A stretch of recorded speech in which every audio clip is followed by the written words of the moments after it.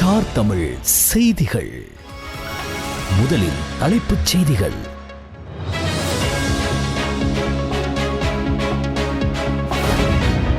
கடந்த சில வருடங்களில் உலகிலேயே அதிகளவு கண்தானம் செய்பவர்களை கொண்ட நாடாக இலங்கை மாறியுள்ளது. பிரதமர் கலாநிதி அமரசூரிய தெரிவிப்பு.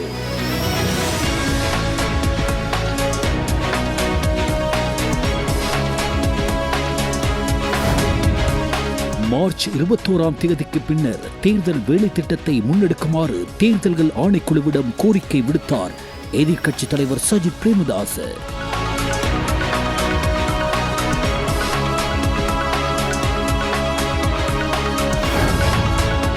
முன்னாள் அமைச்சர் பிரியங்கர ஜெயரத்னவுக்கு எதிரான குற்றப்பத்திரிகைகள் கொழும்பு மேல் நீதிமன்றத்தில் தாக்கல் செய்யப்பட்டுள்ளன.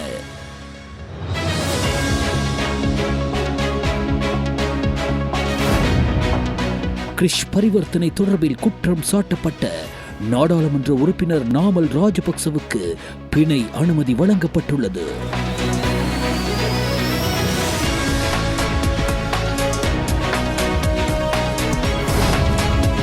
பானின் விலை 10 ரூபாவால் குறைக்கப்படுகிறது.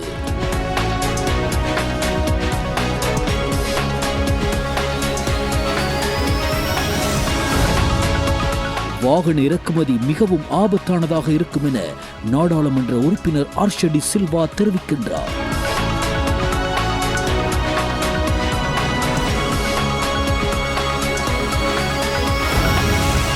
மீண்டும் மீண்டும் குரங்கை ஞாபகப்படுத்த வேண்டாம், அமைச்சர் நலிந்த ஜெயதிச தெரிவிப்பு.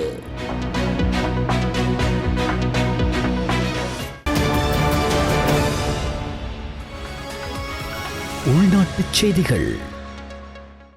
உடல் உறுப்பு தான தேசிய தினத்தை முன்னிட்டு ஸ்ரீ ஜெயவர்தனபுர பொது வைத்தியசாலையில் உறுப்பு சிகிச்சை பிரிவின் விசேட நிகழ்வு ஒன்று இன்று இடம்பெற்றது. உடல் உறுப்பு தான தேசிய தினத்தை முன்னிட்டு ஸ்ரீ ஜெயவர்தனபுர பொது வைத்தியசாலையின் உறுப்பு மற்றும் சிகிச்சை பிரிவினால் ஏற்பாடு செய்யப்பட்ட விசேட நிகழ்வு இன்று பிரதமர் கலாநிதி அமரசூரியவின் பங்கேற்புடன் ஸ்ரீ ஜெயவர்தனபுர பொது வைத்தியசாலையில் இடம்பெற்றது.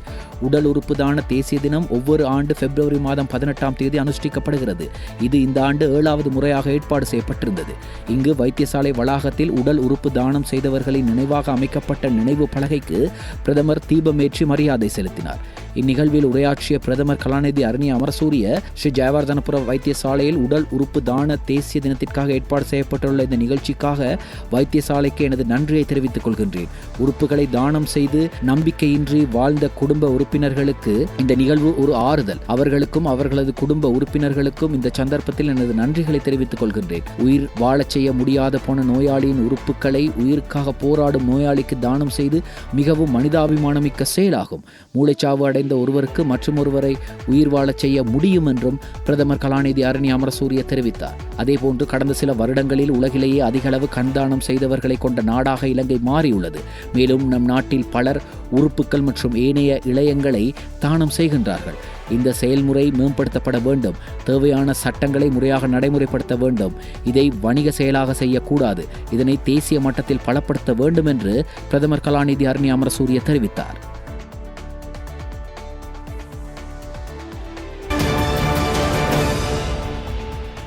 உள்ளூராட்சி மன்ற தேர்தல்கள் பல வருடங்களாக ஒத்திவைக்கப்பட்ட போது ஐக்கிய மக்கள் சக்தி நீதிமன்றத்திற்கு சென்று தேர்தலை நடத்த வேண்டும் என்ற நீதிமன்ற நடவடிக்கைகளை முன்னெடுத்து சென்றது. பிரச்சனையான சூழ்நிலை காரணமாக பழைய வேட்புமனுக்கள் ரத்து செய்யப்பட்டு புதிய வேட்புமனுக்கள் கோரப்பட வேண்டும் என்று அனைவரும் முன்வந்து இதனை ஆதரித்தனர் என்று எதிர்க்கட்சித் தலைவர் தெரிவித்தார். எதிர்க்கட்சியை பிரதிநிதித்துவப்படுத்தும் பல கட்சிகளை பிரதிநிதித்துவப்படுத்தி 66 பாராளுமன்ற உறுப்பினர்கள் உள்ளனர். தற்போது 2வது மதிப்பீட்டு விவாதம் நடைபெற்று வருகின்றது. 25ஆம் தேதி வாக்கெடுப்பு நடத்தப்படும். அதன் பிறகு குழுநிலை விவாதம் நடக்கும். சகல பாராளுமன்ற உறுப்பினர்களுக்கும் இக்கால பிரிவில் சட்டவாக்க பணிகளை செய்ய உறுதி பூண்டுள்ளனர். சபையில் மட்டுமின்றி பல்வேறு குழுக்களும் காணப்படுகின்றன. இந்த வரவு செலவு திட்ட காலத்தில் பாராளுமன்ற உறுப்பினர்கள் சட்டவாக்க நடைமுறையில் தமது பொறுப்புகளை நிறைவேற்றும் வாய்ப்பை அவர்களுக்கு வழங்கி மார்ச் 21ஆம் தேதிக்கு பின்னர் தேர்தல் வேலை திட்டத்தை முன்னெடுக்குமாறு தேர்தல்கள் ஆணைக்குழுவிடம் கோரிக்கை விடுத்ததாக எதிர்க்கட்சித் தலைவர் சஜித் பிரேமதாச தெரிவித்தார்.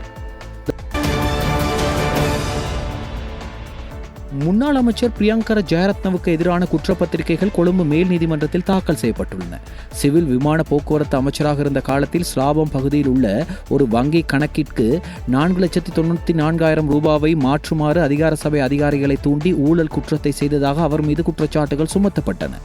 லஞ்ச ஊழல் ஆணைக்குழுவினால் தாக்கல் செய்யப்பட்ட குற்றப்பத்திரிகைகள் இன்று கொழும்பு மேல் நீதிமன்ற நீதிபதி மஞ்சுள திலகரத்ன முன்னிலையில் ஒப்படைக்கப்பட்டன. இதைத் தொடர்ந்து முன்னாள் அமைச்சர் தலா 5 லட்சம் ரூபாய் பெறுமதியான 2 சரீர பிணையில் விடுவிக்க நீதிபதி உத்தரவிட்டார்.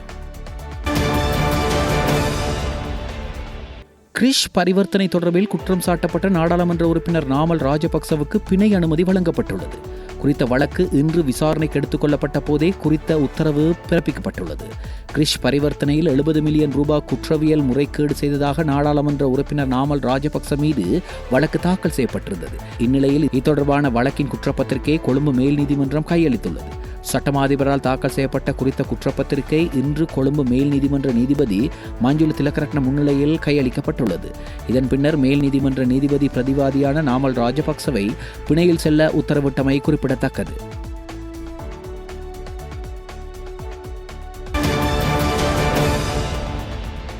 ஒரு ராத்தல் பானியின் விலை 10 ரூபாவால் குறைப்பதற்கு பேக்கரி உரிமையாளர்கள் சங்கம் இணங்கியுள்ளதாக வர்த்தக அமைச்சு தெரிவித்துள்ளது.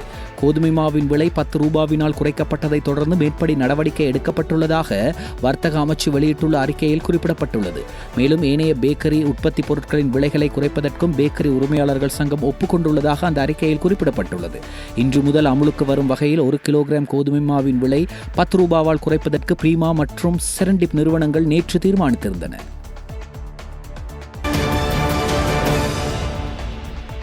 வாகனங்களின் விலைகள் குறிப்பிடத்தக்க அளவில் உயர்ந்துள்ளதால் வாகன இறக்குமதி மிகவும் ஆபத்தானதாக இருக்கும் என பாராளுமன்ற உறுப்பினர் ஆர்ஷடி சில்வா தெரிவித்துள்ளார். 2025ஆம் ஆண்டுக்கான வரவு செலவு திட்ட விவாதத்தை ஆரம்பித்து வைத்து இன்று பேசிய போதே அவர் இவ்வாறு குறிப்பிட்டுள்ளார். மேலும் ஜனாதிபதி தனது வரவு செலவு திட்ட உரையில் பெரும்பாலான வரி வருவாயை வாகன இறக்குமதியிலிருந்து எதிர்பார்க்கப்படுவதாக கூறியதாக தெரிவித்தார். வாகனங்களின் விலைகள் குறிப்பிடத்தக்க அளவில் உயர்ந்துள்ளது.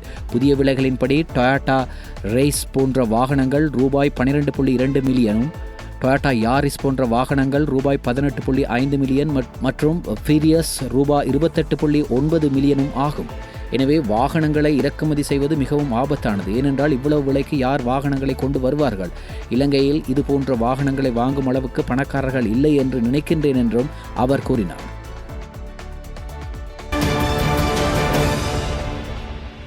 மின் துண்டிப்பு தொடர்பில் இன்னும் 2-3 நாட்களில் பதிலளிக்கப்படும். மீண்டும் குரங்கை ஞாபகப்படுத்த வேண்டாம் என அமைச்சர் நலிந்த ஜெயதிச தெரிவித்தார். இன்றைய பாராளுமன்ற அமர்வில் கலந்து கொண்டு ரவி கருணாநாயக்க எழுப்பிய கேள்விக்கு பதிலளிக்கும் போதே அவர் இவ்வாறு தெரிவித்தார். மின் துண்டிப்பு தொடர்பில் இன்னும் 2-3 நாட்களில் பதிலளிக்கப்படும். அது குறித்து எரிசக்தி அமைச்சர் பதிலளிப்பார் என்றும் தெரிவித்தார். குரங்கு கதையை உலகே நம்புவதாகவும் நாம் இது குறித்து உண்மைத்தன்மையை கேட்பதில் என்ன பிரச்சனை என தொடர்ந்து நாடாளுமன்ற உறுப்பினர் ரவி கருணாநாயக்க கேள்வி எழுப்பினார். இதற்கு இப்போது குரங்கு கதை முடிந்துவிட்டது. மீண்டும் குரங்கை ஞாபகப்படுத்த வேண்டாம். தற்போது தடையின்றி மின்சாரம் வழங்கப்படுகின்றது தானே எனவும் நலிந்த ஜெயதிச தெரிவித்தார். பெருந்தோட்ட சமூக உட்கட்டமைப்பு வசதிகள் பிரதி அமைச்சர் சுந்தரலிங்கம் பிரதீப் பாராளுமன்ற விவாதத்தில் கலந்து கொண்டு உரையாற்றினார். மலையக மக்களுடைய சேவைகளை இன்று அந்த மக்களுக்கு சேவை வழங்குவதை நிறுத்தி இருக்கிறது. இன்று அந்த மக்களுடைய நலன்புரி திட்டங்கள் குறைக்கப்பட்டிருக்கிறது. எனவே அந்த மக்களுக்கு அந்த மக்களுடைய அடிப்படை தேவைகளை பூர்த்தி செய்யக்கூடிய ஒரு நிறுவனமாக இந்த உள்ளூராட்சி சபை தேர்தல் உள்ளூராட்சி மன்றங்கள் செயல்பட்டு வருவதை நாங்கள் கூறிக்கொள்ள விரும்புகிறோம். அந்த மக்களுடைய வீதி புனரமைப்பு, மக்களுடைய தண்ணீர் வசதிகள், அதே போல அந்த மக்களுடைய பல்வேறுபட்ட நன்மைகளை இந்த உள்ளூராட்சி மன்றங்கள் கடந்த காலங்களிலே நடாத்தி வந்திருந்தது. இன்று அந்த சேவைகள் இல்லாமல் அந்த மக்கள் பெரிதும் பாதிப்புக்குள்ளாக இருப்பதை நாங்கள் கூறிக்கொள்ள விரும்புகிறோம். இன்று இவர்கள் கூறுகிறார்கள், பல்வேறு காரணங்களை காட்டி ஒருவர் பரீட்சை என்கின்றார், இன்னொருவர் வரவு செலவு திட்டம் என்பதால் நாங்கள் மக்கள் மத்தியிலே சென்று பிரச்சாரம் செய்ய முடியாது என்று கூறுகிறார்கள். நான் கூறுகிறேன், மக்கள் தேர்தலை விரும்புகிறார்கள், மக்கள் ஜனநாயகத்தை விரும்புகிறார்கள். தேர்தலுக்கும் ஜனநாயகத்துக்கும் எதிராக ரணில் விக்ரமசிங்கே செயல்பட்டது போல இங்குள்ள எதிர்க்கட்சி உறுப்பினர்களும் செயல்படுவதை நாங்கள் வன்மையாக கண்டிக்கின்றோம். எனவே ஒரு நாட்டின் ஜனநாயகத்தை பாதுகாக்கின்ற தேர்தலை காலத்துக்கு காலம் வைப்பதே இந்த தேசிய மக்கள் சக்தியினுடைய அரசாங்கம். எனவே இந்த நீதிமன்றம் தீர்ப்புக்கு இணங்காக உடனடியாக தேர்தலை வைத்து இந்த நாட்டினுடைய ஜனநாயகத்தை பாதுகாக்கும்படி இந்த உயர்ந்த சபையிலே நான் கூறிக்கொள்ள விரும்புகிறேன். அது மட்டுமல்லாது இறுதியாக ஒன்றை கூறுகின்றேன். இருளிலே இருக்கின்ற இந்த தேசத்திற்கு ஒளிக்கீற்றாக இன்று இந்த வரவு செலவு திட்டத்தை இந்த அரசாங்கம் சமர்ப்பித்திருக்கிறது. ஒரு ஆசிரியர் என்ற வகையிலே இன்று சமர்ப்பிக்கப்பட்ட வரவு செலவு திட்டத்திலே ஆசிரியர்களுக்கு சம்பள உயர்வை வழங்கி இந்த அரசாங்கம் அவர்களை கௌரவித்திருக்கிறது என்பதை கூறிக்கொண்டு வாய்ப்புக்கு நன்றி கூறுகிறேன். நன்றி. கடந்த 9ஆம் தேதி நாடளாவிய ரீதியில் ஏற்பட்ட மின்தடையை தொடர்ந்து மின் கட்டணத்தின் ஸ்திரத்தன்மையை வலுப்படுத்த உடனடி மற்றும் நீண்டகால நடவடிக்கைகளை செயற்படுத்தியுள்ளதாக இலங்கை மின்சார சபை தெரிவித்துள்ளது. இது தொடர்பில் இலங்கை மின்சார சபை சிறப்பு அறிக்கை ஒன்றை வெளியிட்டுள்ளது. குறித்த அறிக்கையில் மின்தடைக்கான காரணத்தையும் மின்கட்ட நிலைத்தன்மைக்கு எதிர்காலத்தில் எடுக்க வேண்டிய நடவடிக்கைகளையும் இலங்கை மின்சார சபை தெளிவுபடுத்தியுள்ளது. மேலும் கடந்த 9ஆம் தேதி அன்று காலை 11:13 மணிக்கு ஏற்பட்ட நாடு தழுவிய மின்தடையின் போது பொதுமக்களுக்கு ஏற்பட்ட சிரமத்திற்கு வருத்தம் தெரிவித்துள்ளது. அதேவேளை எதிர்காலத்தில் இதுபோன்ற நிகழ்வுகளை தடுக்க உடனடி மற்றும் நீண்டகால திருத்த நடவடிக்கைகளை மேற்கொள்ளப்பட்டு வருவதாகவும் இலங்கை மின்சார சபை பொதுமக்களுக்கு உறுதியளித்துள்ளது.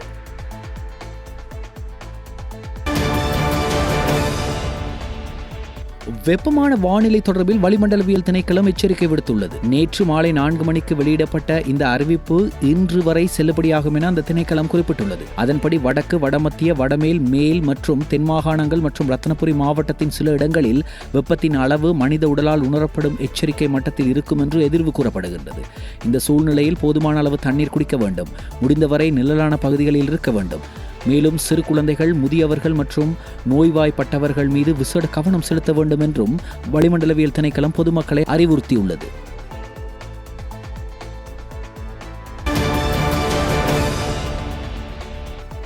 கல்கிச காவல் நிலையத்தில் பணியாற்றி வந்த காவல்துறை கான்ஸ்டபிளின் T-56 தாக்குதல் துப்பாக்கி மற்றும் வெடிமருந்துகளுடன் மீட்கப்பட்டுள்ளது. கல்கிசவில் உள்ள படோவிட்டாவில் உள்ள ஒரு தோட்டத்தில் 30 தோட்டாக்களுடன் புதைக்கப்பட்டிருந்த நிலையில் துப்பாக்கி கண்டுபிடிக்கப்பட்டுள்ளதாக காவல்துறை தெரிவித்துள்ளது. பிப்ரவரி 9ஆம் தேதி சம்பந்தப்பட்ட காவல்துறை அதிகாரி தனது T-56 துப்பாக்கியுடன் காணாமல் போனதாக புகார் அளிக்கப்பட்டது. காணாமல் போன காவல்துறை அதிகாரி துபாய்க்கு சென்றதாக கூறப்படுகின்றது.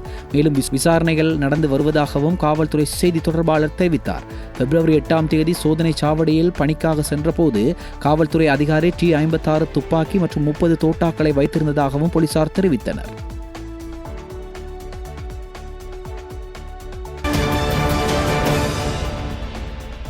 கிளிநொச்சி பளை போலீஸ் பிரிவுக்குட்பட்ட தம்பகாமம் பகுதியில் நேற்று நள்ளிரவு ஐயாதுரை சிவனேசன் என்பவரின் வீட்டில் இனந்தெரியாத நபர்களால் பெட்ரோல் குண்டு தாக்குதல் நடத்தப்பட்டுள்ளது. வீட்டில் யாரும் இல்லாத நேரத்தில் திட்டமிட்டு பழிவாங்கும் நோக்கில் சொத்தழிவை ஏற்படுத்துவதற்காக குறித்த பெட்ரோல் குண்டு வீசப்பட்டதாக பிரதேச மக்கள் தெரிவிக்கின்றனர். குறித்த நாசகார செயற்பாட்டால் வீட்டின் பல பகுதிகள் தீக்கிரையாகியுள்ளன. குறித்த சம்பவம் தொடர்பில் பளை போலீசார் தீவிர விசாரணைகளை மேற்கொண்டு வருகின்றனர்.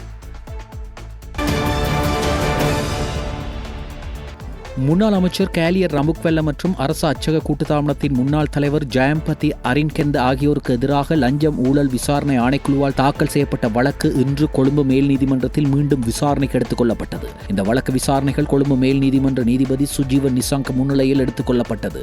லஞ்ச ஊழல் விசாரணை ஆணைக்குழு வழிகாட்டுதலின் கீழ் முறைப்பாட்டில் மேலும் ஆதாரங்கள் பதிவு செய்யப்பட்டன. பின்னர் நீதிமன்றம் மேலதிக சாட்சிகளுக்காக ஜூன் 13ஆம் தேதி வரை வழக்கை ஒத்திவைக்க உத்தரவிட்டது. முன்னாள் அமைச்சர் கேலியர் ரம்புக்வெல்ல மற்றும் அரசு அச்சக கூட்டுத்தாபனத்தின் முன்னாள் தலைவர் ஜெயம்பதி இன்கெந்த ஆகியோர் மீது அரசு அச்சக கூட்டுத்தாபனத்தின் நிதியில் இருந்து தனது சொந்த கையடக்க தொலைபேசி கட்டணமாக 2,40,000 ரூபாவை செலுத்தியதன் மூலம் அரசாங்கத்திற்கு நட்டம் ஏற்படுத்தியதாக கூறி லஞ்ச ஊழல் விசாரணை ஆணைக்குழு வழக்கு தொடர்ந்துள்ளது.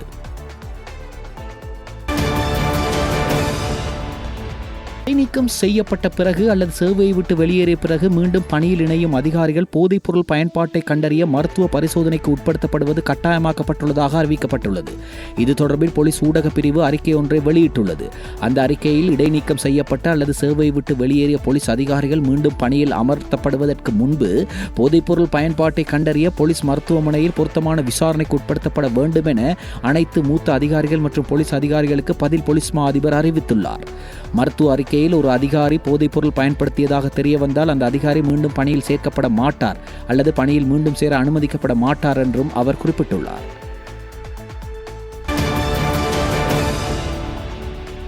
இந்திய அத்துமீறிய இழுவமடி படகுகளால் எமது மீனவர்கள் பாதிக்கப்பட்டு வரும் நிலையில் அதனை பயன்படுத்தி இந்திய தேசிய பாதுகாப்புக்கு அச்சுறுத்தல் விடும் வகையில் சீனா எம்மை பயன்படுத்துவதற்கு இடமளிக்க மாட்டோம் என யாழ் மாவட்ட கடற்றொழில் கிராமிய அமைப்புகளின் தலைவர் செல்லதுரை நட்குணம் தெரிவித்தார். இன்று யாழ்ப்பாணத்தில் உள்ள யாழ் மாவட்ட கடற்றொழிலாளர் கூட்டுறவு சமாசத்தில் இடம்பெற்ற ஊடகவியலாளர் சந்திப்பின் போதே அவர் இவ்வாறு தெரிவித்தார். கடந்த வாரம் சீனா தூதரக அதிகாரிகளை எமது கடற்தொழிற்சங்க பிரதிநிதிகள் யாழ்ப்பாணத்தில் சந்தித்தோம். அவர்களை சந்தித்ததன் நோக்கம் கடந்த கொரோனா காலங்கள் மற்றும் இந்திய இழுவை படகுகளினால் பாதிக்கப்பட்ட எமது மீனவர்களுக்கு பல்வேறு உதவிகளை செய்தார்கள். அவர்கள் செய்த உதவிக்கு நன்றியை தெரிவித்ததோடு தொடர்ந்தும் இந்திய இழுவமாடியால் பாதிக்கப்பட்டு வரும் எமது மீனவர்களுக்கு உதவி செய்யுமாறு கோரிக்கை விடுத்தோம். இந்த கோரிக்கையை இந்திய அரசிடம் முன்வைத்திருக்கின்றோம். யார் எமது மக்களுக்கு உதவிக்கரம் நீட்டினாலும் அதை நாம் ஏற்றுக்கொள்ள தயாராக இருக்கின்றோம். இந்தியா அத்துமீறிய இழுவைமடி படகுகளால் தொடர்ச்சியாக நாம் பாதிக்கப்பட்டு வரும் நிலையில் சீனா எமக்கு உதவி செய்கின்றோம் என்று எமது கடல் பிராந்தியத்தில் இந்திய தேசிய பாதுகாப்புக்கு அச்சுறுத்தல் விடும் வகையில் எம்மை பயன்படுத்த எதிர்பார்த்தால் அதை செய்ய முடியாது. இந்தியா எமது அயல்நாடு, அது மாத்திரமல்ல எமது தொப்புள் கொடி உறவு என்ற ரீதியில் இந்தியாவின் பாதுகாப்புக்கு அச்சுறுத்தலாக எமது கடலை பயன்படுத்த அனுமதிக்கப் போவதில்லை என அவர் மேலும் தெரிவித்தார். நாட்டில் யுத்தமில்லை, ஆயுதமில்லை எனினும் பாதுகாப்புக்கு அதிக நிதி ஒதுக்கப்பட்டுள்ளதாகவும் இராணுவத்துக்கே அதிக நிதி ஒதுக்கப்பட்டுள்ளதாகவும் பாராளுமன்ற உறுப்பினர் ஸ்ரீதரன் தெரிவித்தார். இன்றைய பாராளுமன்ற அமர்வில் கலந்து கொண்டு கருத்து தெரிவிக்கும் போதே அவர் இவ்வாறு தெரிவித்தார். அவர் மேலும் தெரிவிக்கையில், நாட்டின் பொருளாதாரம் மிளிர வேண்டுமெனில் நல்லிணக்கம் அவசியம். தூய்மையான இலங்கையை கட்டியெழுப்ப புலம்பெயர் மக்களை அழைக்க முன்னர் தமிழர்களின் பிரச்சினையை கவனம் செலுத்துங்கள். தமிழ் மக்களின் அடிப்படை உரிமைகளை நிறைவேற்றுங்கள். இனப்பிரச்சினையை இலங்கையில் இருக்கின்றது என்பதை உணருங்கள். தமிழ் தேசிய இனத்திற்கு அங்கீகாரம் வழங்காத வரை பலனில்லை என்று ஸ்ரீதரன் அவர்கள் இன்று பாராளுமன்றத்தில் தெரிவித்தார்.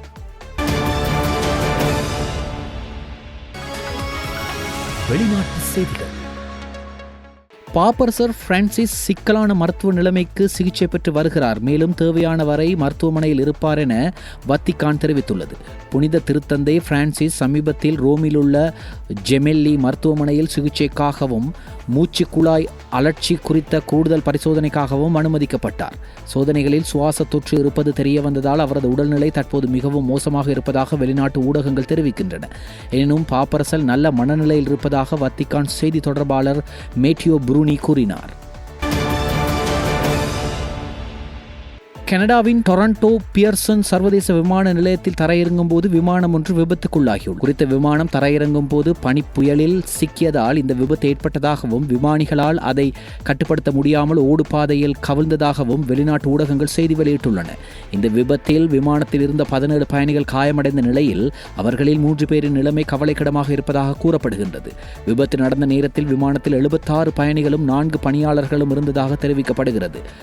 டெல்டா விமான சேவைக்கு சொந்தமான விமானம் கனடாவின் மினியாபோலிஸ் விமான நிலையத்திலிருந்து டொரண்டோ பியர்சன் விமான நிலையத்திற்கு பயணித்துக் கொண்டிருந்ததாக தெரிவிக்கப்படுகிறது.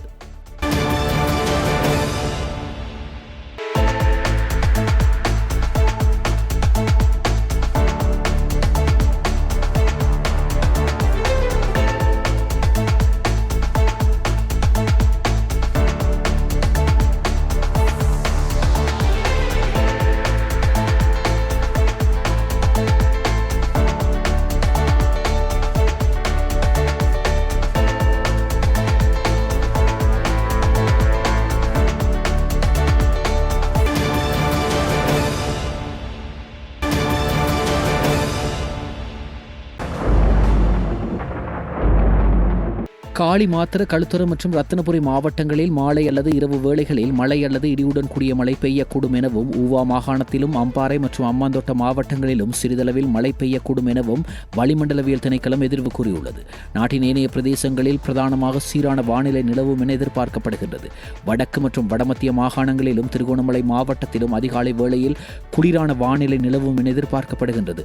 மேல் சப்ரகமுவ மற்றும் மத்திய மாகாணங்களிலும் காலி மாத்திர மற்றும் பதுளை மாவட்டங்களிலும் சில இடங்களில் காலை வேளையில் பனிமூட்டமான நிலை காணப்படும் என எதிர்பார்க்கப்படுகின்றது.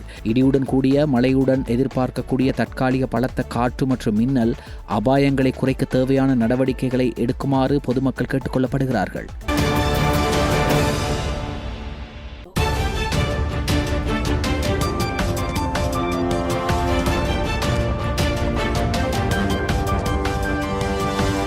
ஸ்டார் தமிழ் செய்திகள் இத்துடன் நிறைவடைகின்றன. மீண்டும் எமது செய்திகள் நாளை இரவு 7 மணிக்கு ஒளிபரப்பாகும்.